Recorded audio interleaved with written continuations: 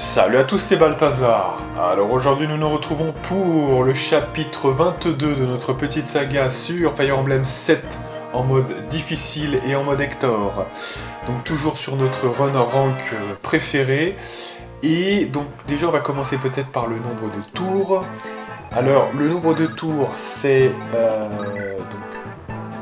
12 tours. C'est-à-dire que là, on vous affiche 11 tours, donc ce qui veut dire qu'en fait, comme on rajoute un tour dans ce genre de cas, si on va au bout du processus, eh bien, cela fera toujours un tour de plus, vous le savez. Mais, je dis bien mais, si vous tuez le boss avant terme, eh bien non seulement vous allez faire moins naturellement, mais en plus vous n'aurez pas ce malus de 1 tour pour le fait d'être allé au bout du bout, quoi. Hein, voilà.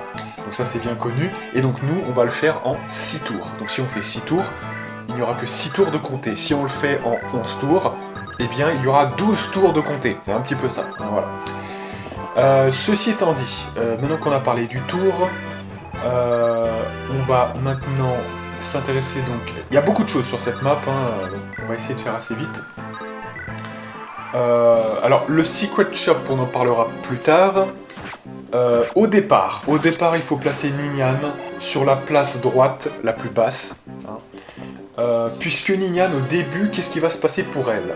Ninian doit rebooter Lowen dans un premier temps. Voilà. Ensuite, ce qu'il se passe, c'est qu'elle est reprise par Isadora, qui est un nouveau personnage de ce chapitre. Et une fois que Isadora est revenue vers la gauche, vous avez donc Fiora qui prend Ninian et la redépose. Voilà.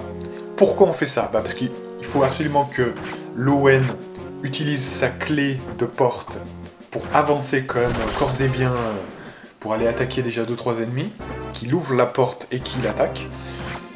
Mais ce que je veux, c'est que quand même la danseuse soit vraiment sur le côté gauche dès le premier tour. Voilà, donc il faut concilier ces deux éléments-là, et pour faire ça, eh bien, il faut prendre et déposer avec des unités montées, tout simplement. Voilà. Donc ça, c'est pour Ninian. Pour Mademoiselle Lindis, pas de traitement particulier, vous la rebootez pas pour qu'elle aille plus vite vers l'homme qu'elle doit recruter, hein, qui est évidemment Rat, donc le retour de Rat hein, depuis le lean mode.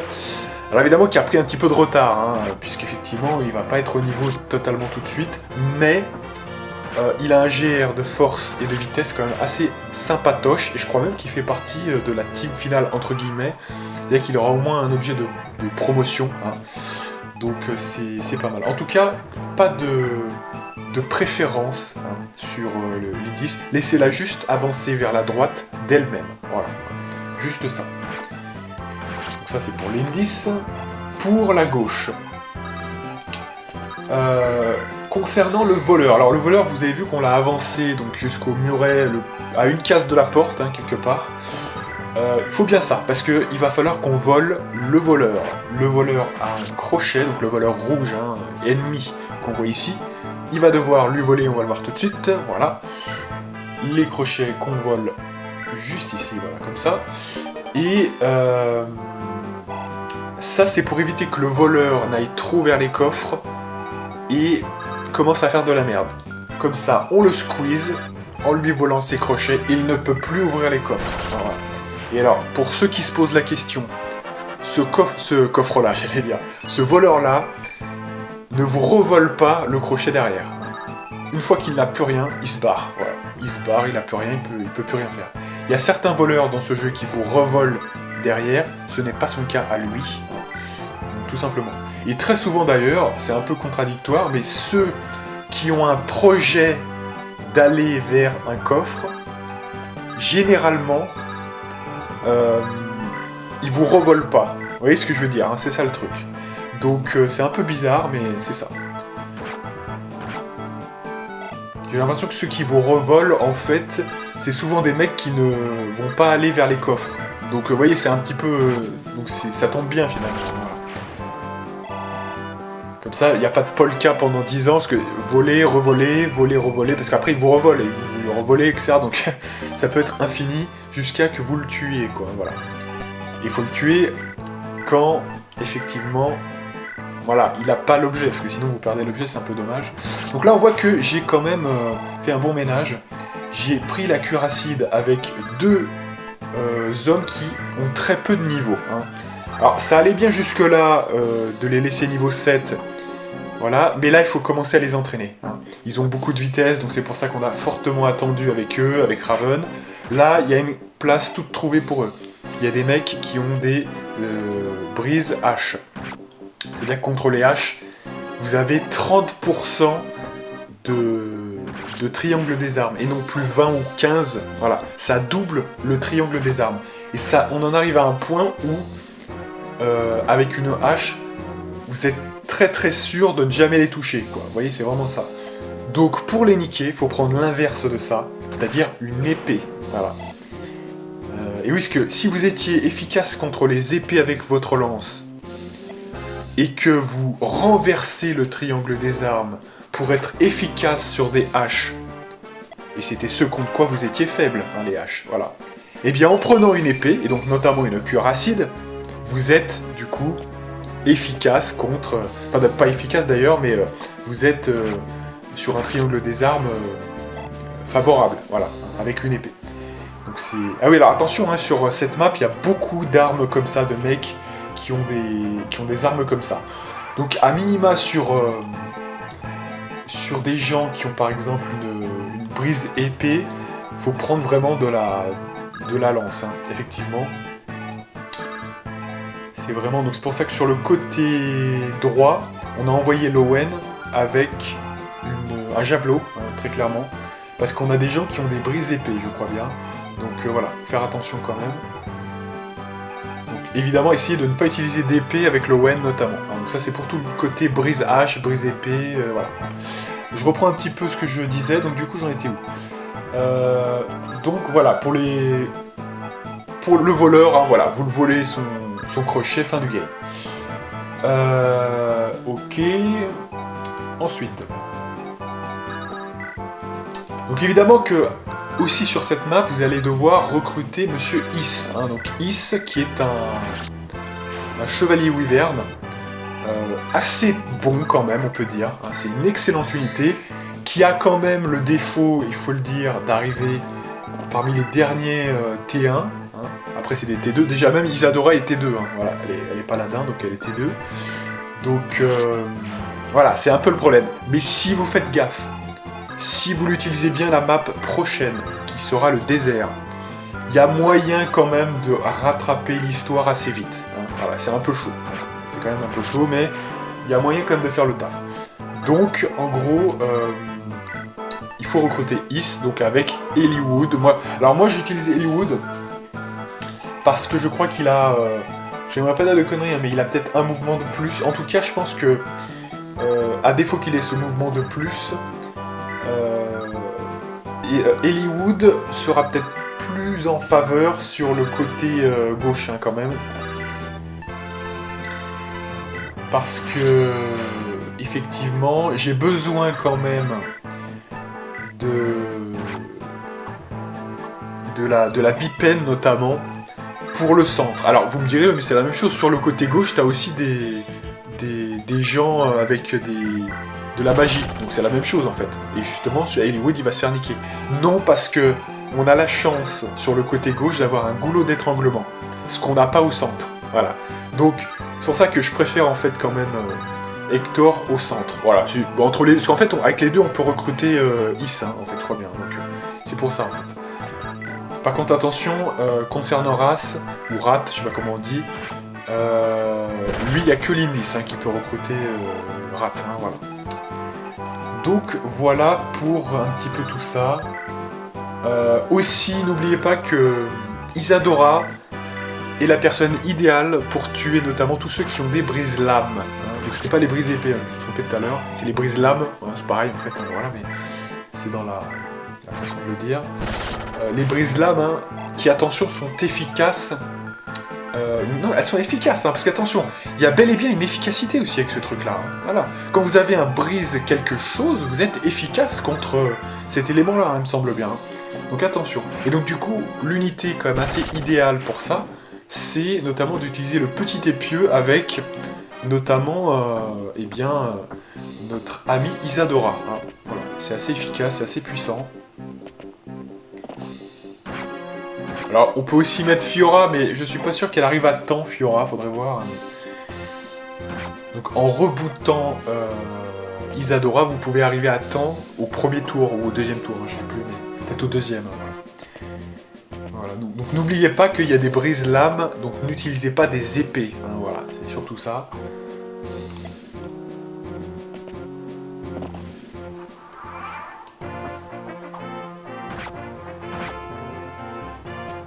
Et donc aussi on peut notifier que sur le boss, hein, donc le boss de cette map, vous avez un blason Ulan. Voilà, je crois que j'ai tout dit à peu près, hein, pour le coup. Voilà.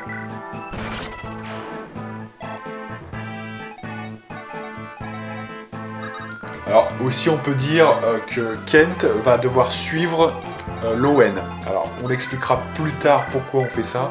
Mais d'abord on peut se reconcentrer sur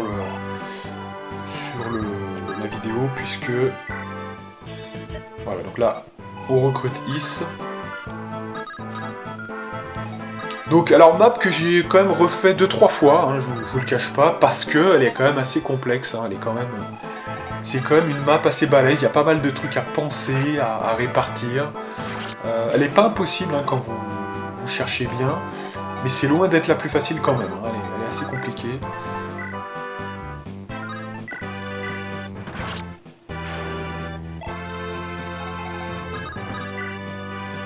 Moi j'aurais tendance à vous conseiller de ramener Is sur la place principale ensuite. Parce que contre les mages, il aura pas trop de... Il sera pas très efficace. Hein, donc c'est... Voilà. Eux ils ont 6 et 7, lui il a 2 hein, en résistance. Donc c'est pas le meilleur candidat hein, quand même pour gérer tout ça.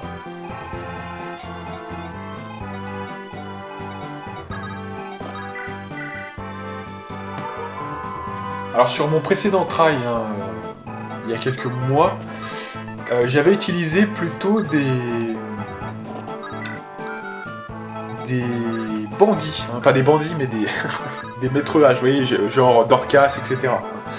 Et là j'ai un petit peu changé parce que justement, comme je vous ai dit tout à l'heure, avec la cure acide et tout, et qu'ils ont quand même des brises haches, je me suis dit c'est pas très optimal en fait de mettre des mecs avec des haches, hein. Tout simplement Dorcas, le pirate, Bartre, vous voyez, et si je mettais ces deux mecs là, j'ai tout simplement changé, j'ai remplacé par des mecs qui en plus avaient un moins grand niveau, hein, donc ça peut se justifier, surtout que franchement, Bartre et compagnie sont très proches de leur target final, on doit avoir 11, ils ont 10, donc je me dis, au pire du pire, sachant que j'ai déjà pris plus de niveau avec Eliwood que je n'aurais dû prendre. Donc vous voyez que des fois ça va se contrebalancer, hein, donc il suffit juste de refaire un petit peu le même, à peu près la même diff, hein, voilà.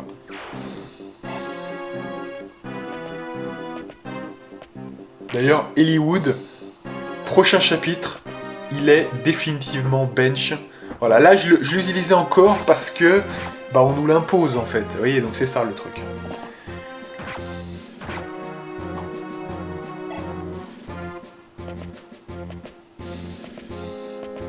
Donc l'objectif ici, vous vous rendez bien compte qu'on aurait pu profiter un petit peu plus. Hein. C'est-à-dire en gros, ne pas faire 6 tours mais faire 11 tours pour vider un petit peu plus la map avant de tuer le boss. Hein, on est d'accord. Le truc c'est que cette map est un petit peu... elle est pas si évidente que ça, et augmenter le nombre de tours, c'est augmenter un peu le risque, même si ça finit peu à peu par devenir plus gérable, effectivement. Mais notamment au milieu, prudence quand même, hein, parce qu'au milieu, ils sont quand même assez nombreux. Un accident est vite arrivé, vous voyez, un mec qui se fait focus, voilà, en plus il y a des mecs quand même qui utilisent la magie. Voilà, donc je me dis, il y a d'autres moments du jeu où on pourra un peu plus prendre en XP, voilà. C'est pas utile de trop traîner sur cette map, hein, voilà. Et puis n'oubliez pas qu'il y a des maps qu'on peut jouer avec plus d'XP, et il y a des maps où on vise plutôt le turn, hein, donc j'allais dire le temps au tour. Le tour, hein, tout simplement, le nombre de tours. Mais voilà, il faut quand même... Là, d'instinct, vous voyez, d'instinct, on n'a pas forcément envie d'y rester sur cette map, parce qu'elle n'est pas très confortable, il faut répartir beaucoup les troupes, notamment, de 3 côtés. Voilà, moi c'est mon choix, après, hein, ça peut se débattre. Mais celle-ci, j'ai envie de la jouer assez serrée, vous voyez, c'est comme ça. Non, c'est vrai que c'est surtout au milieu. Au milieu, ça peut présenter un risque, hein, voilà. Un mauvais placement, voilà, bon. Normalement, c'est géré, hein, mais quand même. C'est moins confortable que la plupart des autres maps, quand même, donc j'ai tendance à faire ça. Non, parce qu'en plus, ils arrivent en cascade, hein, donc des fois, là, on attaque des mecs, mais il y a peut-être des mecs un peu plus bas qui peuvent remonter pour nous attaquer. Oui, c'est un peu ça, donc... comme on n'a pas des gens énormément avec énormément de mouvements, si, il y en a 2-3, mais c'est quand même des gens plutôt faibles, un rat et voilà, notre ami la Wyvern, bah, ils viennent d'arriver quoi, donc bon, faire gaffe quand même. Vous voyez, c'est un peu en chaîne, hein, oui, il y a des mecs un peu plus bas qui peuvent vous reprendre, etc. Donc faut faire attention quand même. C'est pour ça que d'une manière générale, c'est mieux de pas trop rester hein, sur cette map. Voilà. L'XP on l'a pris ailleurs, hein, on l'a pris avec la reine, on va le prendre avec d'autres maps un petit peu plus tard, où ça sera beaucoup plus facile, vous verrez. Donc voilà, de ce côté-là, alors c'est ça qui nous intéresse maintenant, c'est que de ce côté-là, vous vous approchez avec Lowen sur une case donc d'esquive, hein, quand même, c'est une case de forêt. Et alors, à quoi servait Kent? Voilà, je vais le dire quand même, c'est important. Kent, il sert à dégager le passage. Parce que ça, c'est plutôt des erreurs que je faisais il y a quelques mois hein, sur cette map. J'en ai pris note, hein, c'est pour ça surtout. C'est qu'en fait, si vous n'envoyez qu'une seule personne, il y a possiblement un risque que vous fassiez 7 tours du coup. Parce qu'en fait, vous allez tuer quelqu'un qui est devant et donc sans ça, vous n'accédez pas au boss. Vous voyez, donc il faut quelqu'un qui vous fait le passage en fait. Voilà. Tout simplement. Parce que même là, en l'état des choses, l'Owen pourrait gérer, hein, même seul. Parce qu'il est quand même assez balèze en termes de défense. Mais le problème, c'est vraiment une histoire de dégager le passage, hein, pour le faire en 6 tours. Tout simplement.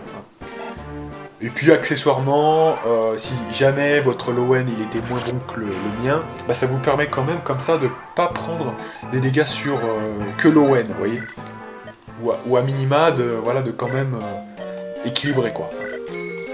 Alors là, on utilise la carte argent et la carte VIP pour acheter 3 clés de coffre, 2 remèdes et un bâton de barrage, tout simplement. Voilà, très important.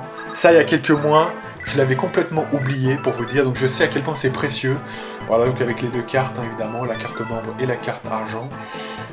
Donc ça va, c'est encore quelque chose qui va simplifier ma vie, puisque il y a quelques mois, j'avais quand même terminé, même sans ça, vous voyez, donc c'est sympa d'avoir des remèdes, hein, je peux vous dire, ça vous simplifie la vie quand même pas mal. Voilà, donc on est tour 6, hein, voilà.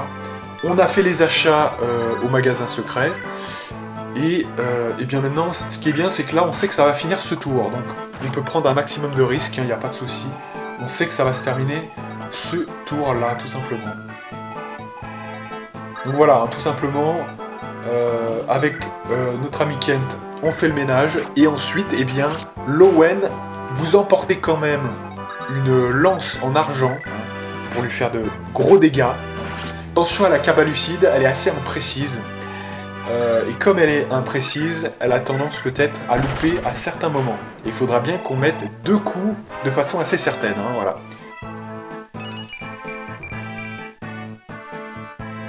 Donc prévoyez plutôt quelque chose qui a 80 de précision plutôt que 70. Hein, voilà, c'est mieux de le jouer comme ça, toujours le plus de précision possible. Voilà.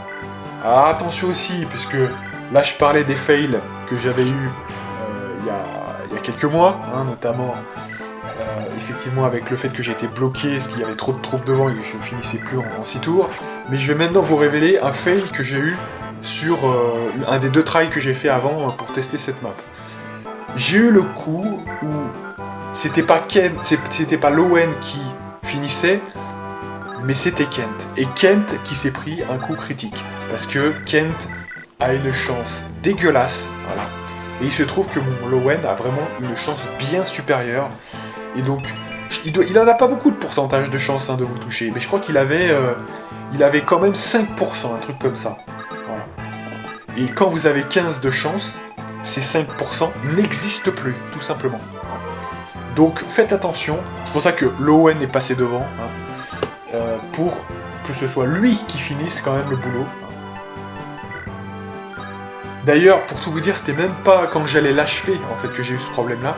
C'était sur la case d'esquive, pour vous dire. Donc c'est Ken qui était venu avec son javelot pour tuer. Notamment, je tue toujours le même mec qui est sur son, vous savez, qui est sur la baliste. Voilà. Et donc c'était lui qui était venu, tout simplement avec un aléa, généralement parce qu'il était plus proche ou je ne sais pas, voilà. Et ensuite le boss vient. Il me tape, coup critique, fin du game. Avec un épieu en plus, je crois, voilà, donc ça fait assez mal. Voilà, donc bien penser à ce que ce soit Lowen qui vienne, voilà. Avec 86% de chances de réussir, ça fait quasiment du 95, 96, 97, un truc comme ça. Donc c'est très très très safe, évidemment. Et on tue le boss, tout simplement, au tour numéro 6. Voilà. Donc map plutôt intéressante, globalement. Donc le commandant qui s'est défilé, il sonne la retraite.